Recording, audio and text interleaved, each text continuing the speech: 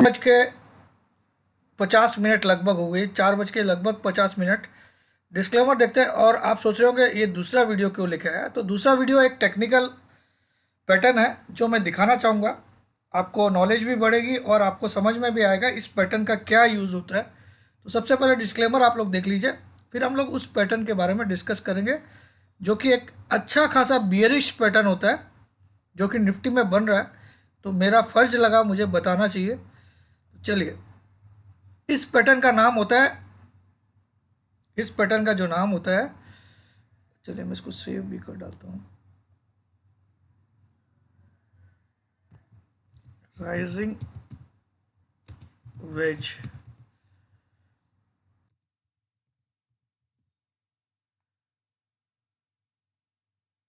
इस पैटर्न का नाम होता है राइजिंग वेज। ठीक है, तो मैं यहाँ पे इसको लिख भी देता हूँ तो अच्छा रहेगा।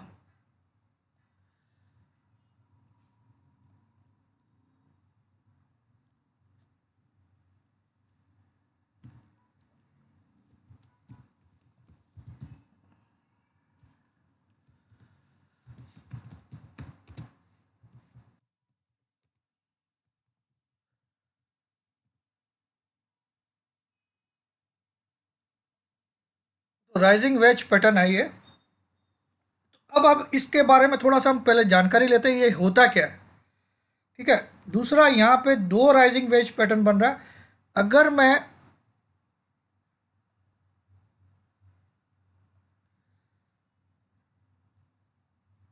इस वाले हाई से इस वाले लो को लेता हूँ, तो ये एक राइजिंग वेज पैटर्न बन रहा है जो कि बोल रहा है कल हमारे लिए 18,060 से 70 एक बड़ा रेजिस्टेंस रहेगा।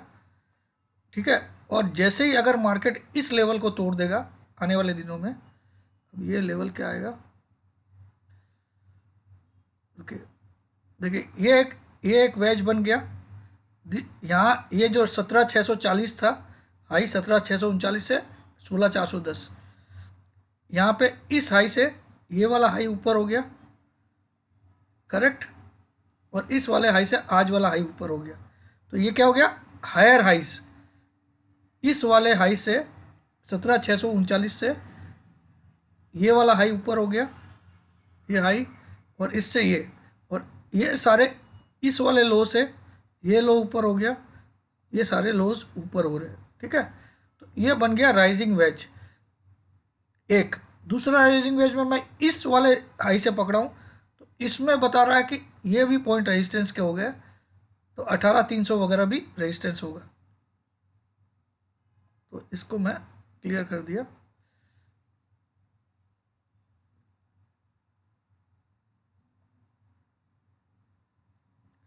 तो ये देखिए, ये पहला हाई हम देखते हैं 17,639 का, दूसरा हाई देख रहे हैं हम 17,944 का, और तीसरा हाई क्या हो गया 18,013 का जो आज बना है, 17 या 13 जो भी बना। ठीक है, और ये लो हो गया 16,410, इससे ये हायर लो, करेक्ट। थोड़ा सा इसको और बना देता हूँ, ये परफेक्ट बनेगा, करेक्ट लाइन।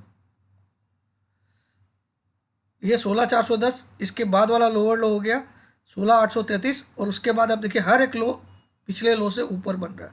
तो ये वेज की तरह राइजिंग हो रहा है। और ये क्या होता है, शुरुआत में चौड़ा होता है, आगे जाते जाते जब ये दोनों लाइन एक दूसरे से मिलने वाली होती है, इसको बोलते हैं the two lines when the two lines converge. Converge का मतलब मिलना। ये जो नीचे वाली लाइन ऊपर वाली लाइन से जब तक मिलती है, तो इसको बोलते हैं convergence of two line, support और रेजिस्टेंस की जब मिलती है। तो यहाँ पे ऊपर वाली लाइन में हायर हाई बनने चाहिए, इस हाई से ये हाई ऊपर, इस हाई से ये हाई ऊपर, तो ये वाला ट्रेंड लाइन भी बन रहा है और ये वाला भी बन रहा है। तो ये वाले के हिसाब से तो कल का हाई किसी भी कीमत में 18,070 के ऊपर टिकना नहीं चाहिए, 18,070 के ऊपर। और इसमें ब्रेकडाउन अगर आता है तो 17,800 के नीचे की क्लोजिंग आते ही, 17,800 के नीचे की क्लोजिंग आते ही कितना बड़ा फॉल हम एक्सपेक्ट कर सकते हैं, कितना फॉल एक्सपेक्ट कर सकते हैं, 17,639 माइनस 16,410, 1229 पॉइंट का फॉल हम एक्सपेक्ट कर सकते हैं ये वेज अगर क्लोजिंग से तोड़ दे।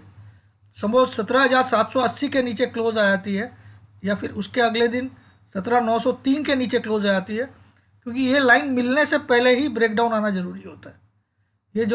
ये जो लाइन दोनों मिलती है आपस में, this line and this line, तो अगर हम ये छोटा वाला वेज पकड़े तो ये वेज का साइज है 17,639 से लेके 17,639 से 16,410, ये होता है 1229 पॉइंट। और इसका ब्रेकडाउन कब आता है? अगर कल आना होगा तो कल की डेट में 740 के नीचे क्लोजिंग आती है कल, तो भी ब्रेकडाउन आ जाएगा 740 के नीचे कल के लिए। लेकिन अगर परसों आती है ब्रेकडाउन तो 823 के नीचे आएगा, और अगर गुरुवार को आता है तो 935 के नीचे भी ब्रेकडाउन माना जाएगा। ठीक है, तो ब्रेकडाउन का वो भी बढ़ेगा नंबर्स। कल अगर आना है ब्रेकडाउन तो इसको 17,725 के नीचे क्लोज करना पड़ेगा, सॉरी। और परसों आता है 12 तारीख को आता है तो 815 के नीचे, 13 तारीख को अगर आता है तो 855 के नीचे क्लोज होने से होगा, 14 तारीख को आता है तो 943 के नीचे भी क्लोजिंग आ गई, तो वहाँ से आप 1229 पॉइंट की गिरावट और देखोगे। ये राइजिंग वेज का मतलब होता है, राइजिंग वेज। और अगर हम इस बड़े वाले को वेज माने, इसके ऊपर मार्केट निकल गया तो इसके ऊपर टॉप नहीं बनना चाहिए आने वाले दिनों में। 18,350, 18,400, ये टॉप हमको कहीं ना कहीं लाइन जो मिल जा रही है किसी भी कीमत में ऑल टाइम हाई नहीं बनने दे रहा है। अगर हम दूसरा वाला वेज भी देखें तो इसका हाईएस्ट टॉप भी बन सकता है, तो 18,500 बन सकता है।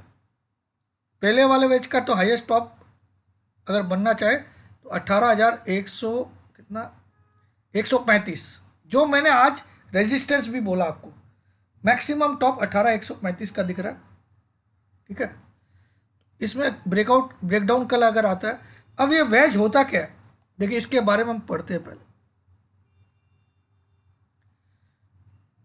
The rising veg pattern is a bearish chart pattern that signals, वो सिग्नल करता है एंड इमिनेंट मतलब इमिनेंट को बोलते हैं श्योर टू हैपन को जो शॉर्टकट में बोलते हैं उसको बोलते हैं imminent. Is a bearish chart pattern that signals an imminent breakout to the downside, मतलब ये sure to happen breakout to the downside, मतलब जब भी राइजिंग वेज होता है तो उसमें अपसाइड के लिए नहीं खेला जाता है, उसमें डाउन साइड के लिए ही खेला जाता है, और उसमें ब्रेकडाउन जरूर आता है, इसका मानना है। It's the opposite of falling wedge. ठीक है, a rising wedge can be both a continuation and reversal pattern, although the former is more common and more efficient as it follows the, मतलब एक कंटिन्यू पैटर्न में भी बन सकता है ये, और एक रिवर्सल पैटर्न के हिसाब से भी बन सकता है टॉप पे।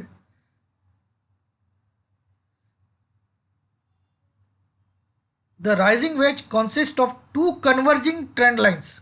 तो मैंने आपको क्या बोला, दो लाइन जब मिल जाती है, दो कन्वर्जिंग, ये ट्रेंड लाइन इस ट्रेंड लाइन से यहाँ मिल रही है तो ये कन्वर्ज हो गई, कन्वर्ज मतलब मिलना, और ये वाली अगर हम मानते हैं तो ये दोनों यहाँ मिल रही है, तो ये मिलने से पहले ब्रेकडाउन आना जरूरी होता है। ये दोनों लाइन जब मिल जाती है उसके पहले कहीं ना, मतलब मिनिमम हम मान सकते हैं 14 तारीख तक तो ब्रेकडाउन इसको आना कंपलसरी है 14 तारीख तक। क्यों?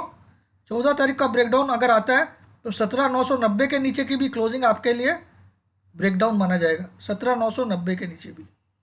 ठीक है, 17,980 के नीचे भी अगर 14 को आती है, यानी फ्राइडे को, क्योंकि इसके बाद तो ये टच हो जाएगी, दोनों एक दूसरे को टच हो जाएगी, कन्वर्ज। तो बिफोर दोनों लाइन जब कन्वर्ज होती है, ये लाइन और ये वाली लाइन, उसके पहले ब्रेकडाउन आना जरूरी है। ब्रेकडाउन मतलब इस लाइन के नीचे क्लोज आना जरूरी है। तो अगर हम मानते हैं कल आता है, तो कल 11 तारीख को आता है तो इसको 725 के नीचे क्लोज करना जरूरी है। अगर ये 12 तारीख को आता है तो इसको 790 के नीचे क्लोज करना जरूरी है। अगर ये 13 तारीख को आता है तो इसको 847 के नीचे क्लोज करना जरूरी है। अगर ये 14 तारीख को आता है तो 950 के नीचे। लगभग एक एग्जांपल दे रहा हूँ, एग्जैक्ट लेवल तो आप ढूंढ लीजिएगा, मैं बता भी दूंगा। अगर इसके नीचे क्लोज आ जाती है तो फिर ये जितना पॉइंट है ये वाला 1229 पॉइंट, उतना इस ब्रेकडाउन से गिनना पड़ेगा आपको। सपोज 17,900 पे कल 17,727 के नीचे क्लोजिंग आती है तो वहाँ से आप 1229 पॉइंट की फॉल कंफर्म लिख लीजिए। 17,725 का हम लेवल मानते हैं तो 16,500 का टारगेट आता है उसके बाद। ठीक है, अगर 17,900 से आती है यहाँ पे आके या 18,000 17,980 से आती है 14 तारीख को तो 17,980 माइनस 1229 16,750 का टारगेट आता है। मतलब किसी भी केस में आपको 17,000 के नीचे के टारगेट आ रहे हैं, किसी भी केस में मिनिमम, मगर ब्रेकडाउन के बाद, और ये ब्रेकडाउन पक्का आएगा, ये चीज़ इसमें लिखी हुई रहती है। ठीक है, अब इसमें क्या लिखा हुआ है, एक और इंपॉर्टेंट फैक्टर है कि राइजिंग वेज कौन सा वाला ज़्यादा अच्छा होता है, जिसमें प्राइस एक्शन जो है वो temporarily trades in an uptrend. Temporarily, हम क्यों बोलेंगे इसको टेम्पोररीली, क्योंकि मार्केट इसके पहले एक अच्छे खासे डाउन ट्रेंड में था, अच्छे खासे डाउन ट्रेंड में था। ठीक है, तो इस राइज को हम टेम्पोररीली अप ट्रेंड राइज बोल सकते हैं। ठीक है, एक अच्छे खासे, और इसमें क्या बोला, सेकेंड पॉइंट क्या बोला, temporary trades in the higher highs and higher lows. ठीक है, तो आप देखो हर एक हाई से दूसरा वाला हाई ऊपर है, ऊपर है, ऊपर है, और हर एक लो से दूसरा वाला लो, तो ये भी आपकी कंडीशन पूरी हो गई। दूसरी कंडीशन ये क्या बोल रहा है, the two trend line support and resistance that are converging, मतलब आपस में मिलना चाहिए, उसके पहले ही ब्रेकडाउन आता है, ये में इसमें लिखा हुआ नहीं होगा, तो ये दोनों आपस में कन्वर्ज होना चाहिए। तो अगर मैं इसको हाई मानता हूँ तो ये कन्वर्ज हो रही है, और अगर मैं इस यहाँ से लेता हूँ तो यहाँ जाके कन्वर्ज हो रही है 18,500 पे। ठीक है, और ये वाली कन्वर्ज हो रही है 18,150 पे, तो उसके पहले कहीं ना कहीं ब्रेकडाउन आना जरूरी है। ठीक है, तीसरा पॉइंट ये क्या बोल रहा है, तीसरा पॉइंट बोला the decrease in volume as the wedge progresses towards the breakout. The decrease in volume, जो वॉल्यूम है वो डिक्रीज होना चाहिए। देखिए वेज यहां से बन रहा था, जो हमारा वेज बना, जो हमारा वेज बना वो यहां से स्टार्ट हुआ बनना, यहाँ वॉल्यूम ऊंचा था, जैसे जैसे वेज प्रोग्रेस हो रहा है वैसे वैसे वॉल्यूम का लाइन नीचे आ रहा है, आप देख सकते हो। तो ये बात भी इसमें सही हो रही है, ये बात भी इसमें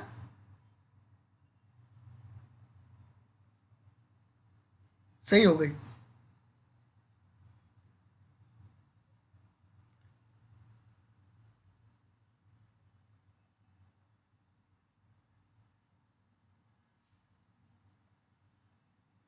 अब आप देखो, तो जैसे जैसे आप देखो यहाँ से इस जगह ये कैंडल जब बनी थी तो वॉल्यूम ऊंचा था, और उसके बाद से वॉल्यूम गिर रहा है, या फिर आप इस कैंडल से भी ले सकते हो, जो ये वाली,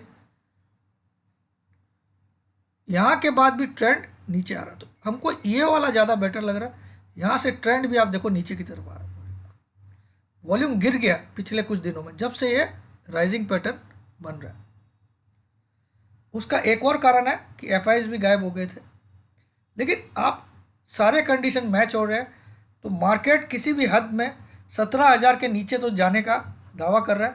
सिर्फ इस केस में नहीं कर रहा, अगर इस केस में यहाँ ब्रेकडाउन आता है 18,300 पे, तो 1,200 पॉइंट यहाँ से गिरेगा तो 17,000 ही आता है फिर टारगेट।